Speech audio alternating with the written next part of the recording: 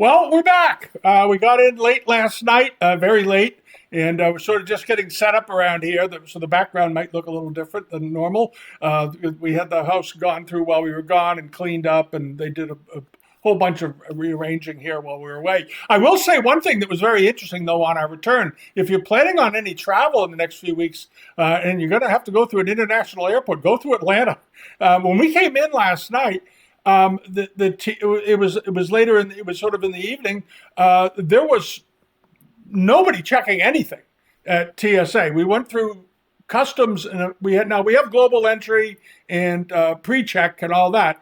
They were functioning fine. At pre-check, at global entry, they didn't even ask us for our cards. They just took our pictures. Usually, they ask for the card, and they still want to see your passport. They didn't even do that. They just took pictures and said, "Go ahead." And I looked over at the regular customs line, and they were just whisking people through. They weren't checking anything really. And the same thing when we went back in, we had to go through TSA again once we were flying domestically. And I think we went through a TSA in under a minute. Basically, it was like traveling in pre 9/11. We went in. They just said, just put everything in your bags. Don't take anything out. Put them in separate containers or any of that.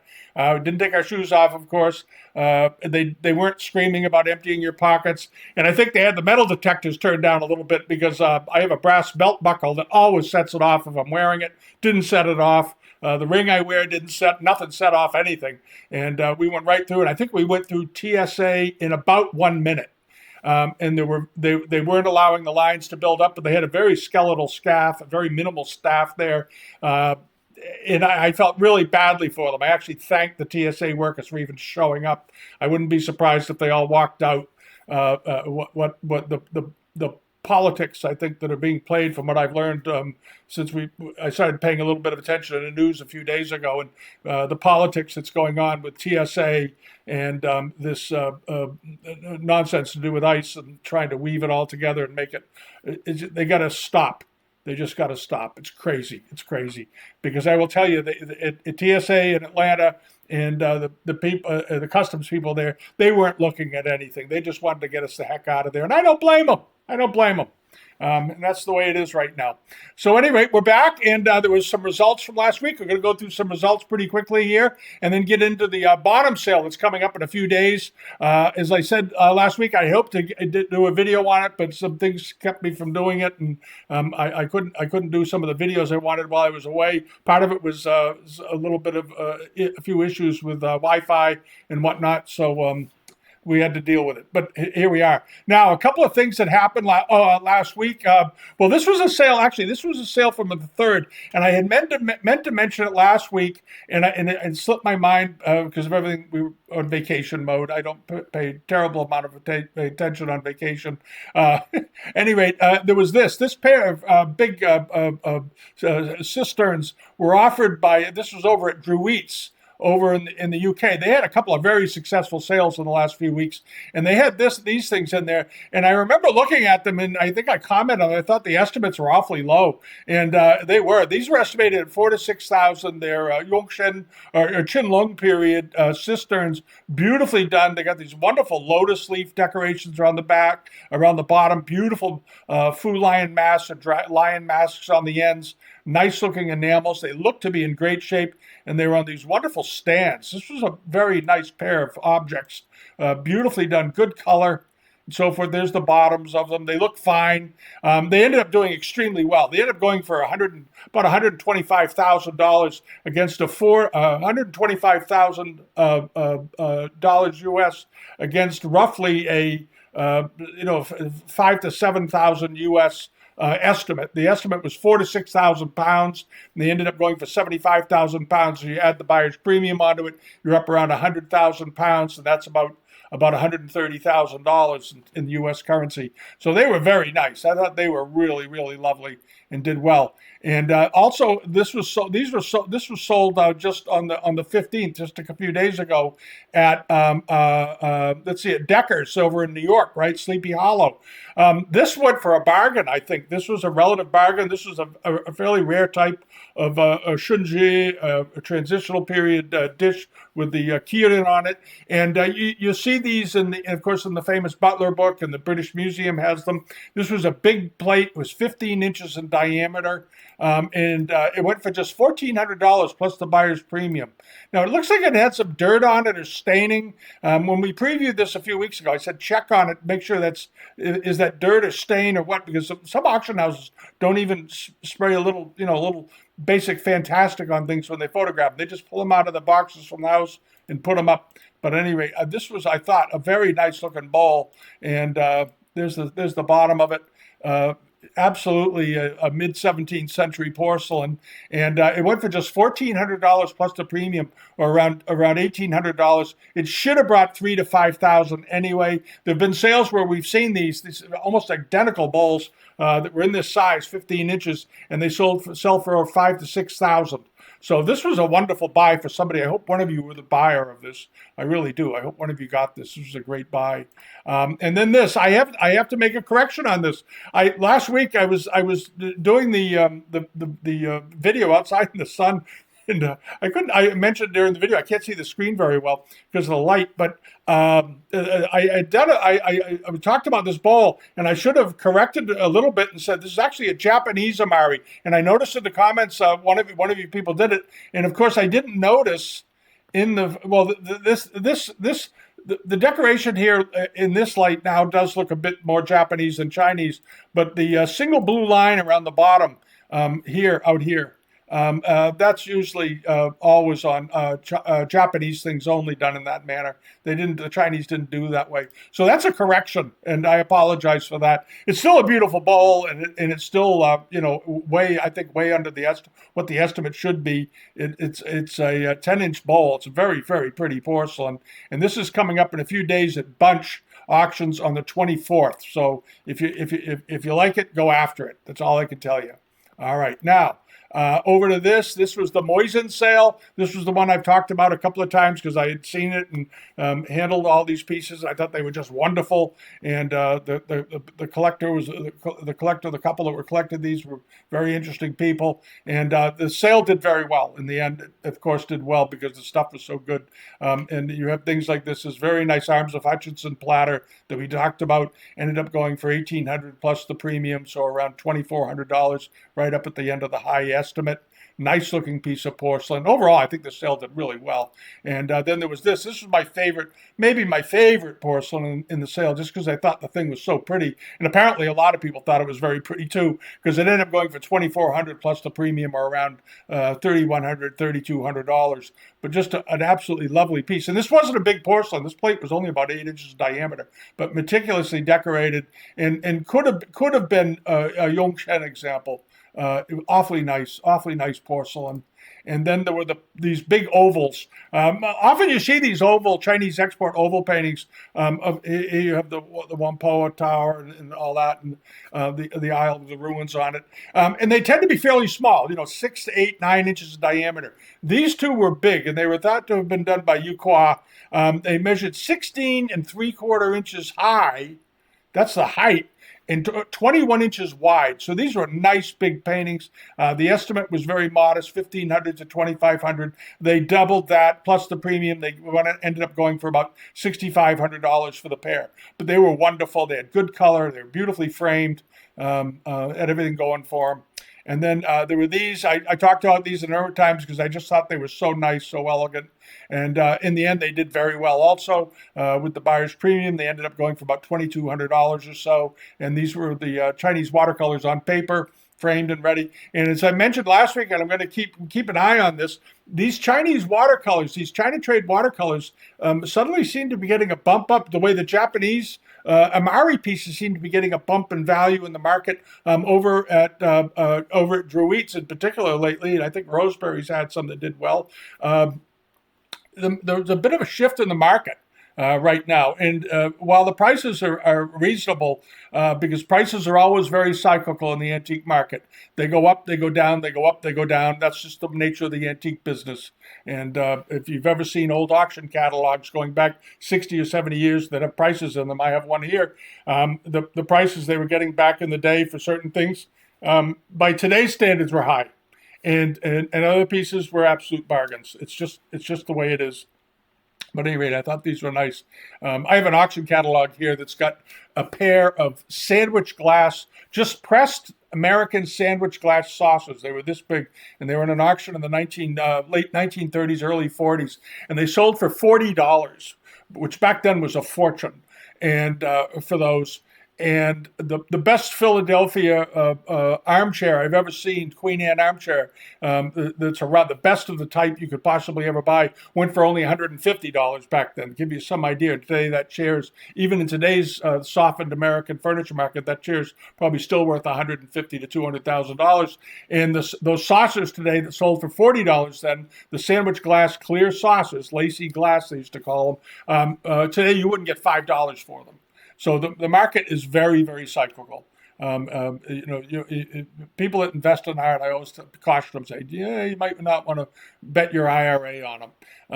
You buy because you love this stuff. That's all. That's all. If you're a price buyer and you're an investor buyer, right now is a great time to put some money in the stock market because of this business of getting rid of Khomeini is in the oil concerns have pushed the market down about 4% in the last few weeks. So you could probably make a quicker buck that way.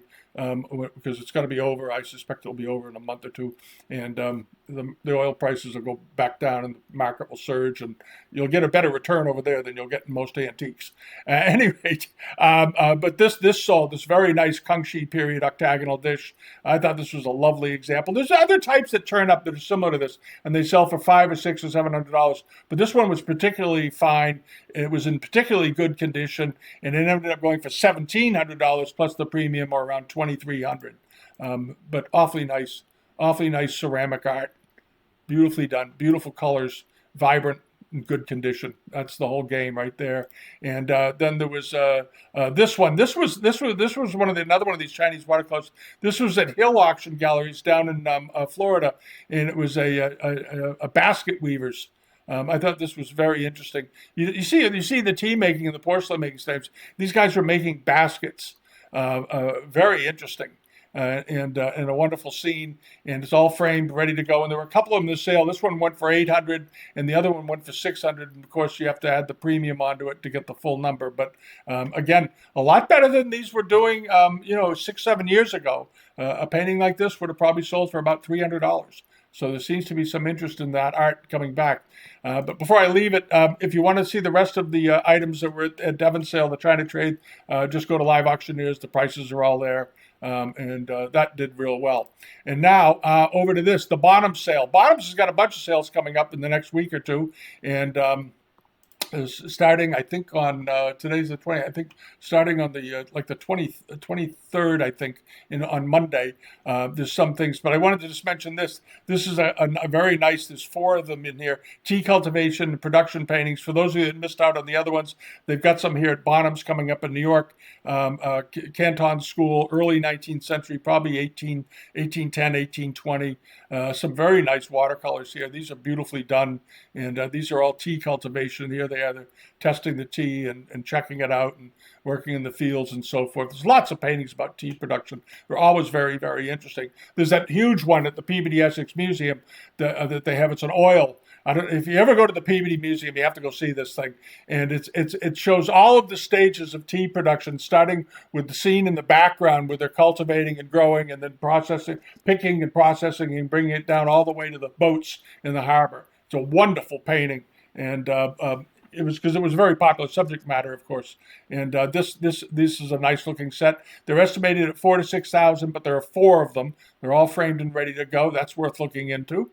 And then over here, they have their fine Chinese sale, Chinese ceramics and works of art. This is not a huge sale. It's about 130 or 40, 150 lots of the sale, but they've got some awfully nice things in there if you didn't check it out. They've got some very, very attractive bronzes here at the top, gilt bronzes. They look to be in great condition. They've got several pieces, good pieces of Qing Dynasty Zitan furniture. We'll take a look at a few of those. Some porcelains. There's some very good blue and white pieces in here, and so forth. So it's a pretty well-rounded little auction. You get some depth to it. They also have, we'll get to it in a little bit, their Japanese works of sale. If you're a Korean ceramic buyer, stick around. There's some nice Korean ceramics coming up, including a moon jar. But anyway, you've got this. This is in the sale. This is very nice. It's a Buddhist altar frontal, they believe, and it's probably Imperial. There's one very similar to it in the Palace Museum collection that's slightly larger, I guess, but a very, very similar type as far as the patterns go. Wonderfully done here, all the different auspicious figures. And down here, you've got this beautiful, beautiful colors. The horse with the vase on his back, that caught my eye right off the bat. And then the elephant over here with the vase on his back. This is a beautiful looking hanging, and it's pretty good size. It's 28 by 51 inches, I believe. Hold on a second. Get back up here. 29.5 by 50 inches. It's a pretty good sized piece. It would look wonderful framed or framed and hung, suspended in some sort of a shadow frame, or kept and put away and just pulled out on special occasions, I suppose. That's what a lot of people just do. But if you ever hang a silk in your house, please don't ever hang it in direct sunlight. The sun will kill it in about a month. But in indirect light, they're fine. They're wonderful. And especially if you use UV glass on it. But this is a very, very pretty silk. And it's estimated at 20 to 30,000 because it's probably, they were quite certain it came from the Imperial workshops. And they did some phenomenal things with their silk weaving. Just phenomenal. And this would be absolutely in line with that quality of work. Just great. And then over to this, they got a very nice Chinese export European procession punch bowl, 15 inches in diameter. Rather unusual. You don't see these very often. Here you have all the European figures riding the horses and so forth. And the horses always look like almost like hobby horses, like toy horses, like you'd see on a carousel. That sort of thing. They for some reason they always look a little bit stiff in these, and they have those sort of big, sleepy eyes, and this beautiful, beautiful enameling top and bottom, the soft green background, which you often see on 18th century paintings. They're dating it to about 1740, so sort of early Qilin period, and it measures 15 inches in diameter. So it's early in the Qilin period, and it's a big one. 15 inches, estimated $6,000 to $8,000. There are also a number of lots in this sale. When you go through the general listing, if you go through it, you'll notice that they're being offered without reserve, particularly Tang pottery. So if you like Tang pottery, check that out. And then there's this, a very rare, they said it's a pair of rare and magnificent carved Imperial Zitan corner leg tables. These are extremely rare. And these are quite large. These are over 7 feet long each. These are big, big Zitan tables. And probably date to the end of the Qilin to the Zhaijing period, somewhere in there. But wonderful carving quality on them, and they are massive. But notice the depth of the carving and that very, very wonderful glossy finish that they could get on Zitan wood when it's polished. There it is. And you can just see this is what Zitan was so wonderful to have for the carver, because you could do incredibly fine detail with it, more than you could with other woods. And when you have wood that you can carve very finely, like this sort of quasi-archaistic border with the bat on it in the corner, you do it. And this is just a beautifully, beautifully done piece of furniture. And there's 2 of them. Now, they have a big estimate. They're estimated at $800,000 to $1.2 million for the pair. But for a large pair of Zitan tables of this quality, I don't think that's at all out of line. These are magnificent. And they're 7 feet long each, over 7 feet long each. They're very, very pretty. And then there's this. This is one of these Famille rose lantern vases from the Zhaijing period. Very nice quality, beautiful colors. It's about 10 inches in height. Here you have a good detail shot of the artwork on it. Looks very, very good. Nice colors. I don't see any chipping to the enamels or anything. Overall, they look to be in very, very good shape. And they're marked in period. They're marked on the bottoms. And let's see, what's the estimate on these? 80 to 120,000. Well, it's rare. They're a rare type. So why not? And there's a picture of the bottom and so forth. And there's a nice shot of the foot rim, which looks very consistent with pieces from the period, as far as I can tell. And there's the mark on it. Nicely done. And again, rare bird. It should get there. It should meet that price. They have in the past certainly, and I expect them to. This is a good sale. They did a good job on the sale. And then there's this roux type glaze view form vase. This is very, very nice. This was done. It's got a Yongchen mark on it, and a Yongchen period was the redoing roux wares became a fascination of the imperial court during the Qing Dynasty, particularly during the Yongchen period, and in the Qinlong period and the Yongchen period. The best pieces in general of roux glazes that were reproduced in the Qing Dynasty were believed to have been done, it's generally thought that they were done during the Yongchen era, and maybe under the guidance of Tang Ying, the kiln master, because he was always dreaming up things that would make the emperor happy. You look at the color of this, the color of this is beautiful. The color of this is really, really, really good. They did a very, very fine job. Nice and thick, the bottom, beautifully trimmed, the beautiful way the glaze stops right at the foot rim just perfectly. The estimate is significant. It's $100,000 to $150,000, and it measures 9 3/4 inches in height, just a little bit under it. And it is, there's the mark on the bottom. That's the mark, and that's the foot. That's all you need to know, and it should do very well. It's a rare type, and these monochromes, especially of roux ware from the Yongchen period, typically attract a lot of attention because they don't turn up very often. Sometimes you get little small pieces, but this is a significant piece, and we'll see how it does. But they did bring back this color during the Yongchen and Qinlong period in particular. All right, and then there's things like this. It's very nice Bombay form, Kangxi period censer with the immortals on it. Nicely shaped, good-looking piece of porcelain. And this pattern with the immortals was done earlier. It was done during the transitional era as well in blue and white. But this is a very fine example. It's 10 inches in diameter. It's pretty good size. It was Park Avenue, New York. Christie's sold it apparently about 2 years ago. In April of 2024. But here it is again, 4,000 to 6,000. It's the same piece. If you missed it then, maybe you get a shot at buying it this time around. It's a good-looking porcelain. All right, and then this is awfully pretty. An extremely rare Yangsai flower ball brush pot. Let's see, Qinlong market period. How big is that? I'm just going to try and get the height on it here. 4 inches tall. It's a fairly small brush pot, about that big.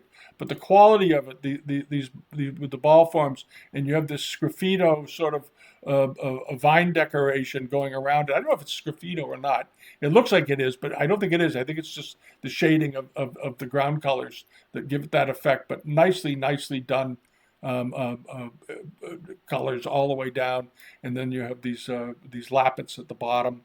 Very, very pretty. And are there any more pictures of it? No? Yeah, there is. I wanted to get the base. Hold on. There we go. And there you have the Qinlong mark on the bottom. And it is Qinlong, and I like it.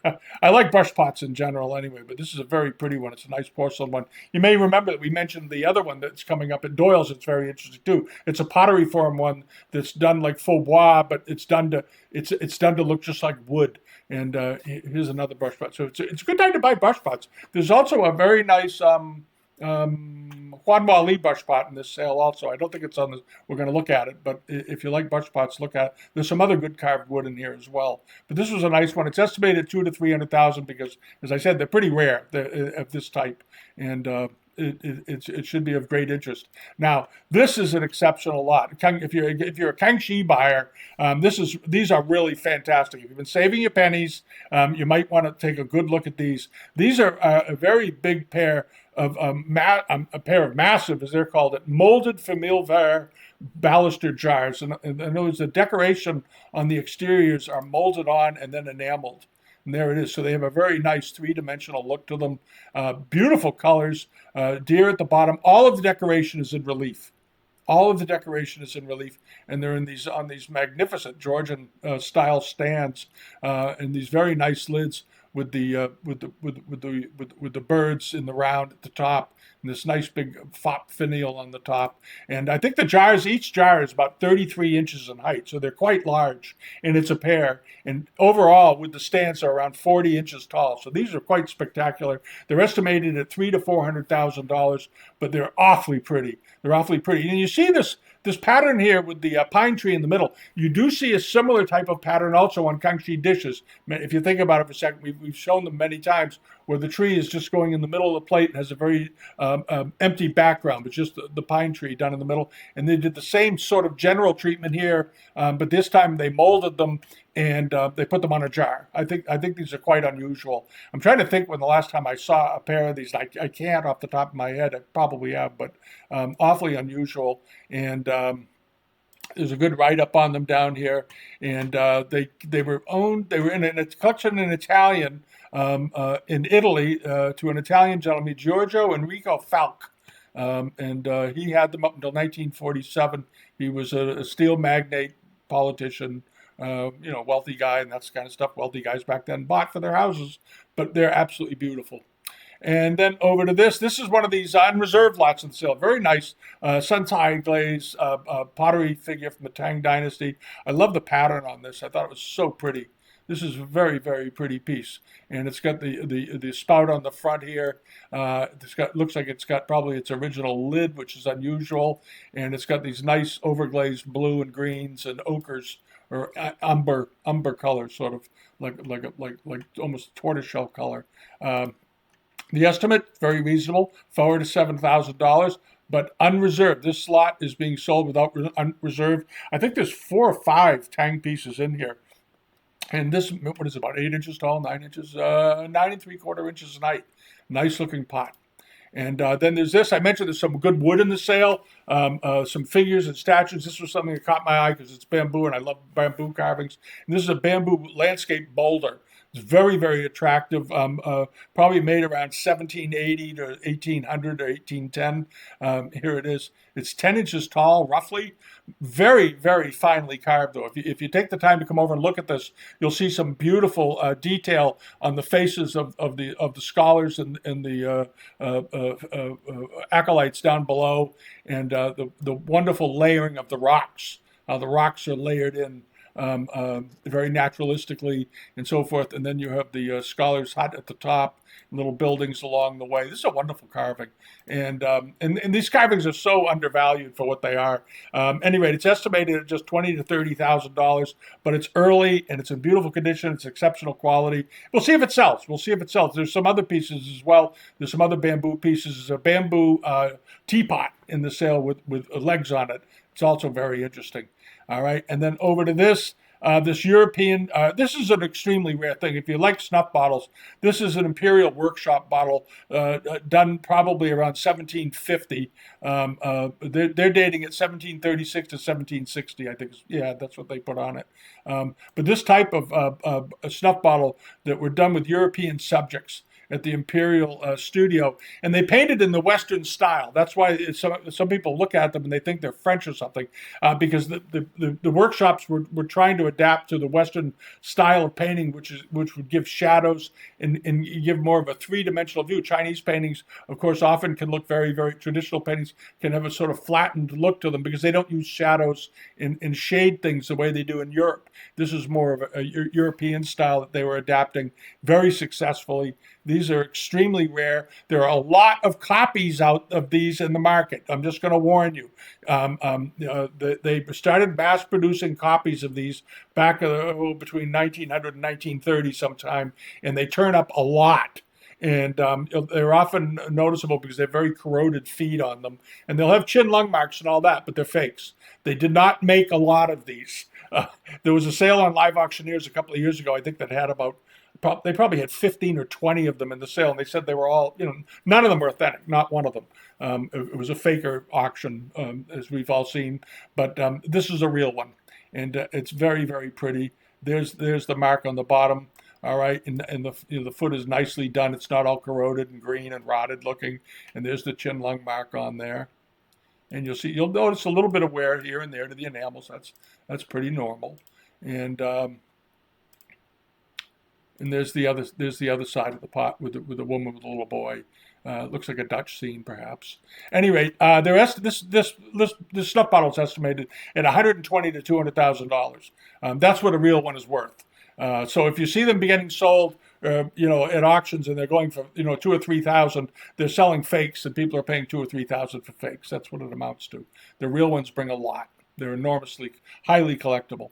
All right, and then you have this coming up. If you're a Sung Celadon buyer, you might want to look at this. It's a lotus bowl in Celadon glaze, Southern Sung, beautiful example, well-known type. They made these in. They made a lot of these, but they didn't make a lot of them they didn't always come out with the nicest color. This one has a rather pleasing color to it. It's very, very smoothly finished. It's got a good overall shape. It's not wildly warped anywhere. You'll always see a little bit of warpage on these bowls typically, but this one is evenly glazed, nicely potted. It looks to be in good condition. It's got a Japanese box, as I recall. Yeah, there it is. And so probably a lot of these ended up in Japan. The Japanese were big collectors of these things. It's estimated at $20,000 to $30,000, and it measures 8 1/8 inches in diameter. But it's a nice looking Celadon. It's very, very attractive. All right, and then over to this for the silver buyer. Pay attention. This is a really interesting thing. This is a 17th to 18th century Kangxi period. It's a silver libation cup with gilding on it, but it's done obviously in an archaistic form. And it's a wonderful quality, very, very high quality. Because most of the Chinese silver you see that comes out of the market was made after around 1850, that sort of thing. And this is a nice, much earlier example. And then you can still see the gilt wash on it, on the highlights and so forth, and on the knobs at the top. Looks to be in good condition. I don't see any soldering repairs. You want to check for repairs on these always, because these legs are very, very prone to getting damaged. But this looks like a very nice one. And it's estimated, but get the condition report if you can, $5,000 to $8,000, which seems really reasonable for a piece of Kangxi silver. So I wouldn't be surprised if it went through that estimate. If it doesn't, I think it's a bargain. But a very interesting type. All right, and then you have this bronze, rare Gilt-bronze Buddhist lion. This is early on in the sale. I think this is like the first lot in the sale, but I just love the ferocity of the animal. It looks great. It's 8 inches long, but the quality of the work is excellent. Now, it's estimated at $80,000 to $150,000 because these are exceedingly rare. But the quality of the casting, notice the tail, it's so curvilinear, beautifully finished. The curls are beautifully done. And then you have the ferocious face with the chin tucked under slightly and these beautiful curls in the hair and the brow and everything. Oh, it's just a wonderful thing. And there's a little bit of corrosion on it, a little bit of the copper, the copper and the bronze reacting to the air. So you're getting some verdigris on there. But it's not bad at all for one of these. And it's estimated at $80,000 to $150,000 because they're very rare. They're highly unusual. And this was not Ming. This is a 10th century example. So it's very, very early as well, and in remarkable condition. All right, and then over to this very nice Jiajing period dragon jar, Ming Dynasty. And this is a decent sized pot. It's about 10 inches in height, and but nicely done. Very, very nicely done. Beautiful dragon. Again, very playful, goofy, the way the Ming dragons often look compared to the Qing dragons, which are a little bit austere at times. Very powerful and ferocious. These are more whimsical, I guess, is it? $60,000 to $80,000 estimate. Very unusual, but it is market period. And all that, so it's probably worth looking at if you're a market period Jiajing buyer. All right, and then over here, this is the Japanese sale. There's a bunch of interesting things in here. There's some very nice bowls, some satsuma, as you can see. What else is going on? It's nice. There's a large Meiji to Taisho period rabbit bowl here, rabbit dish. I know some people collect those. And there's some ceramics, there's some bronzes and so forth. And there's a bunch of Japanese wood block prints at the beginning. There is a Namikawa Yasuyuki jar that measures 3 1/8 inch tall. Very attractive. There you go. Does this have the silver plate on the bottom or the signature? It's got the silver plate. Okay, there it is. When the difference of these Yasuyuki pieces in general is that when it has the silver plate on the bottom, it means it was done by him, and if it doesn't, it's just scratched into the metal. And the general consensus is it was done in his studio. He may have had a hand in it, but he didn't do it himself. But when they have the plate, as I have always understood it, on the bottom, it means that he did the work. So this is a pretty rare thing. It's estimated at $5,000 to $7,000. Back in the 90s, this would have sold probably for around $30,000. His work is still just as good as it ever was. It's just that as we've talked about so many times, the interest got shifted from Japanese and Korean art, went to China when the Chinese economy exploded. So these things became less in demand in the market. It's just simple speculation. Money fled. Real collectors stuck around and kept collecting, but the speculators all left town and took the money to push up the Chinese market. So anyway, this is a heck of a nice piece of cloisonne. Beautiful example. And then you have this inlaid, slip decorated Celadon cup and stand. There's also a great wave print in this sale. It's estimated at around $300,000. I'm wondering how that'll do because you remember a few months ago, the one brought $2.5 million. It was one of the best examples in the world, I think, but it did quite well. You have this Goryeo era cup and stand. I'm assuming they started out life together. They look like they did. You want to double check if you can. Just say, are they originally, or are they matched up later on as a marriage? 4 7/8 inches tall, estimated $800 to $1,200. Pretty reasonable estimate for these. And let's go after that. And then there's a chrysanthemum form dish from the. We've seen them. You see these chrysanthemum form dishes, not all the time, but the Chinese made them, in particular during the 18th century, during the Yongchen and Qilin period. And here's sort of a Korean version of it. Very, very attractive. It looks almost in the color of Sung Celadon. Beautiful, beautiful color. And it's also Goryeo period. There's the bottom of it. That's what it should look like. Hold on. There you go, with the little spur marks on the bottom. Very, very nicely done. And estimated at $15,000 to $20,000. And it measures 6 5/8 inches in diameter.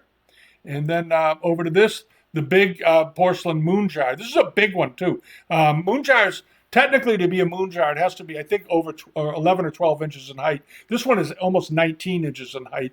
It's very, very nice. Early 17th century, most likely, or early to mid 1700s, rather, not 17th century, 1700s. And we'll see how this does. The estimate is $800,000 to $1 million. As you know, good examples of these that meet muster with the collecting crowd. It's got a little line at the top that's pretty typical, but this is a big one, and the color on it's quite good for an early example. And let's see. There's the base of it. And that's what it should look like. It's got this very nicely done foot, a little bit of irregular glaze on the bottom. Then you can see the pottery color on here and so forth. How it was done. And give you a sense of what it should look like anyway. And then they always shoot them with a shadow shot like this, like the moon coming in out of the darkness. They always shoot them this way. They always do at least one or two with this black background. Here's another one they did. It's very atmospheric. $800,000 or $1 million. Will it get there? We'll see. It should get there. This should bring $1 million. These are exceedingly rare and very much in demand. They began calling them moon jars. I think it was in the 19th century when they started getting shipped into Europe. But that name sort of stuck to them. And I think it comes from maybe it came from originally from a poem of a Korean artist. And it was interpreted in Europe, and they started calling them moon jars. There's a whole story behind it. I have to look it up. I have to re-look it up sometime. But at any rate, when I get unpacked and get my things back to order around here, everything has been moved. I don't know where anything is right now. Anyway, a nice looking piece of Korean work, and there's some other paintings in their sale. I think they got 3 or 4 sales coming in, and they have some sale with some Himalayan art in it and so forth. So overall, they've done a good job. It seems like Bonhams is really sort of they went through a period a number of years ago where they were sort of a little bit off track. Maybe they were in their acquisition stage, but now they seem to be getting on pretty good footing here, and they've been coming up with the last few sales they've done have been quite good. So I'm hoping they continue. All right, bravo.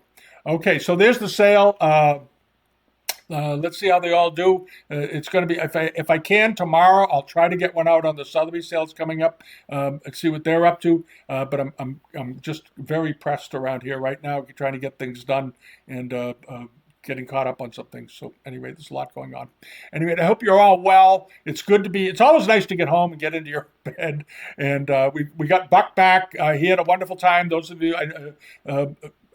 Buck was staying with some very, very close friends of ours who have a dog, and we watched there. Some of you may recall a few months ago we had another dog here. That was his name was Radar. He's a pit bull, wonderful, wonderful dog, and he and Buck are best friends. And they were over at his house for the last 3 weeks.